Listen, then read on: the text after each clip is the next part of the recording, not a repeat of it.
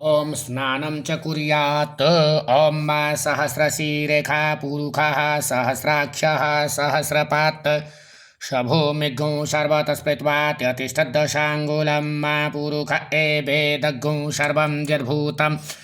यच्च भाव्यं मा उतामृतत्वशेषानो यदन्नेनातिरोहति एतावानस्य महिमातो ज्यायाश्च पुरुषः पादोश्च विश्वाभूतानि त्रिपादस्यामृतं दिवि त्रिपादूर्ध्व उदयितपुरुषः पादोश्चेयः भवत् पुनः ततो विख्वं विक्रामत्सासनानसने अभि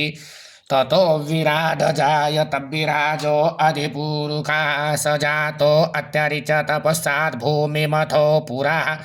तस्माद्ज्ञात् सर्वभूतः सम्भृतं प्रेकदाज्यं पुंसोस्ताश्चक्रे बाह्यव्यानारण्य ग्राम्याश्चरेत तस्माद्ज्ञात् सर्वभूतरिचः उषामानि जज्निरे छन्दागुषि जज्निरे तस्माद्यजुस्तस्माद्दजायत तस्मादस्वा अजायन्त जे केचो भयादतः गावो हजज्निरे तस्माज्जाता अजावयः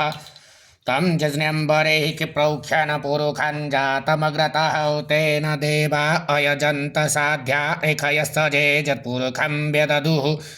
कतिधा व्यकल्पयन्नामुखं किमस्यासीत् किं बाहु किमुरुपादा उच्येते ब्राह्मणोऽस्य मुखमासीत् बाहुराजन्यः कृतः ऊरु तदस्य वैश्यः पद्भ्यागुशूद्रो अजायत चन्द्रमा मनसो जातसख्योः सूर्यो अजायत श्रोत्राद्वायुश्च प्राणस्य मुखादग्निरजायत नाभ्या आसीदन्तरिक्षगुंसिर्हणोद्यौः समवर्तत पद्भ्यां भूमिर्दिशः श्रोत्रात् तथा लोकाम् अकल्पयन्नाद्यत्पुरुषेण हविखा देवा जज्ञमतन्वता वसन्तोष्यासीदाजङ्ग्रेक्म इद्मः शरद्भिः सप्ताशासन् परिधयस्त्रिः सप्तसमिदः कृताः देवा जदज्ञन्तन्वाना अवध्नन् पुरुषं पशुं जज्ञेन जज्ञमयजन्त देवास्तानि धर्माणि प्रथमान्यासन् तेहनाकं महिमानः सचन्त यत्र पूर्वे साध्याः सन्ति देवाः अद्भ्यः सम्भृतः पृथिव्यैरशाश्च विश्वकर्मणः समवर्तताग्रे तस्य त्वष्टा विदधद्रु त्वमेति तन्मर्त्यस्य देवत्वमाजानमग्रे वेदाहमेतं पुरुषं महान्तमादित्यवर्णन्तमसः पुरस्तात्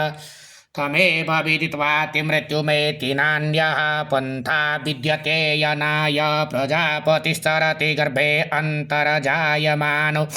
बहुधा विजायते तस्य योनिं परिपश्यन्ति धीरास्तस्मिन् हतस्तद्भुवनानि विश्वाजो देवेभ्य आतपतिजो